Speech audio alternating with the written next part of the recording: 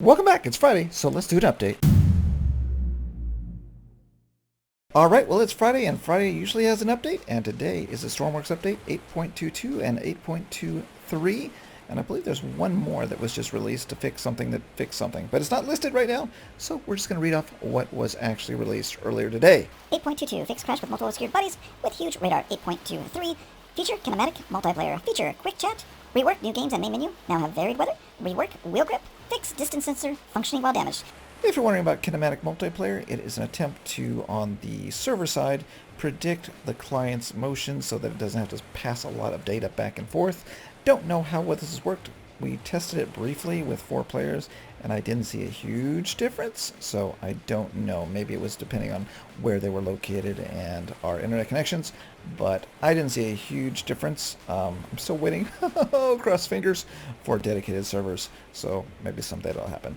Alright, so let's go ahead and talk about what is going on right now on the official Discord server for Stormworks. You can go into announcements, and you can vote for features that you would like to see in the game. Alright, so as I bring up the chart, let me just say this is more of a guideline to where the developers are looking for your feedback rather than actually voting on a feature and them implementing it right away based on the number of votes. So that being said, this is more of a, let's just get an idea of what everybody wants in the game. So right now, as it's standing when I made this video, the super large island with mountains and roads and so on is at the top of the list at 815 votes. So people want a landmass that they can drive their trucks on, run around with their cars, versus, you know, our islands we have now where you're pretty much driving a single road to point A to point B. So that is what people are looking for. They're looking for a landmass to experiment with their vehicles and, you know, maybe go camping or something. Alright, the second highest vote, as you can see here, is weapons. And weapons have always been a issue with the community. Some feel that the game should stick to only search and rescue. Some say, hey, give us weapons, because why not? And I am on the why not side of the fence, because the weapons do give more options for making multiplayer videos. They add the ability to kind of create a world on your server, and in the future, hopefully, crossing fingers again, dedicated servers allow you to build out the world, and you know the world is whatever you want it to be. So that would be a positive in my book. And so what else do we have? Well, next up is better multiplayer sync, I believe, and I think that's slowly being addressed. So I'm hoping again, dedicated servers. I think I can just keep saying that. Oh. Alright, next up is atmosphere effects, and then followed by cells, trees and fire spread, natural disasters, And, multiplayer voice over IP and radios. And then we have health mechanics, more of a feature for the browser, which is search and filter options. And then here's one that kind of came off very low, in my opinion, is the increased visibility. So it's at 250 at the time of this video. I'm surprised it's so low, because right now if you go up in a plane, you are not going to be seeing very much if you go past like 1,000 feet, I think. It's pretty low. So I would like to see that one get implemented sooner than later, but that's just me because I like planes. Next up is personal equipment, ice breaking, more wedges, better cable management, new search and rescue career, and the Kraken. Alright, so that's where the votes stand right now. They are changing constantly and things are going up little by little, but for the most part, large landmass, weapons, better multiplayer, and atmosphere effects and sales seem to be the top 5. So if you want to go there and vote for your favorite feature, there's a link in the description below so you can get to the Discord server and vote for that. But speaking of votes, let's go into the hangar and talk about what you guys voted for on my poll. Alright, what do we have this mess here? Well, we're going to talk about that in a minute, but let me go ahead and, let me talk about what you guys voted for. So I put up a vote on my community section. Wow, the water got quiet in here. But I put up a vote in my community section to see if you wanted the P47N, the B17 kit, or the BV238, or the TBF to be finished first. And overwhelmingly, I was surprised the BV238 beat out the B17. So I guess I'll be working on that sooner than later. So thank you for your input, and I will get working on that.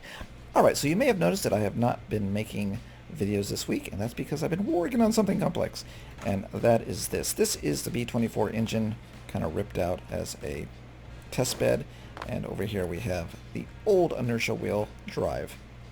And the way this worked is on the B-17, and probably a lot of other planes, is that you'd have a wheel that spin, a flywheel, and it would start cranking up, and then at some point it would engage into the engine, the prop shaft or whatever, and it would spin this engine to life and start the engine, and that's how they were started. So this old version here used wheels, and they would press up against each other, and as you can see here, they would make electricity, and you could like hit the button. I don't know which button it was, but you would hit the button and it would start the engine. So Rowan actually implemented this into one of his planes that's probably broken now, which I think was a JU-87 or something like that. I don't remember. No, JU-88 maybe? I don't know. It was a big plane. But yeah, so now it doesn't work because they changed the power output on wheels, so no more inertia starter built like this. So we're going to come over here and I'm going to show you the new starter and show you how it starts. I'm going to give you the spoiler alerts. There's some other things going on here that we have. We have weather that will affect when it turns on. Oops, spoiler alert. But it's to make it not a simulation, mind you, but more of a role-playing thing. So there's no simulation here. It's more of a role-play. So, you know, numbers are set. You know, numbers are taken into account, and then it will start or not start. I'm not doing oil pressure or anything crazy like that. So we're going to go ahead and just start it up for you. And the way you do it is you click the starter on engine number 1. It will start to spin up.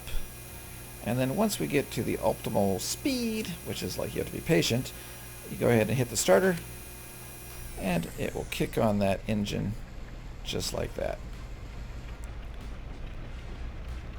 Okay. And there we go. The engine is started, and we can turn off the starter and the mesh, and we are good to go. So engine number 1 would be started, and then of course you would, you know, start your engine number 2 the same way. Whoops, that way right there. But the other features that aren't quite working properly yet, but are very close, are of course you're able to set this to engine number 1 to 4, and then prime the engine to give it more fuel to start it up. Again, role-playing, not a simulation, but if the engine does not crank up just by using the mesh starter because it didn't have enough speed, or it's just cold or whatever, it doesn't start, and you have to like prime the engine to get it started, which is just a cool little role-playing thing. So not quite done, but that's what I've been working on, and of course, you know, the inertial wheel works. So yay! All right, we'll turn that down. Alright, well that's it for today. I just wanted to give you a preview of what I've been working on with the engine, but like I said, you have spoken with your poll, and the BV238 is now moving up in priority, but yeah, there's some other things I want to get done first, so we'll be working on that, and in the coming days, of course, we'll have some spotlights. I filmed a lot of those, so we'll get some of those out to you. Alright, that's it. I will see you next time. Bye! Oh, wait, I forgot to say it. Don't forget to hit the bell so it goes ding dong when I upload a new video, and if you haven't done so already, consider subscribing. Alright, that's it. Thank you. Bye!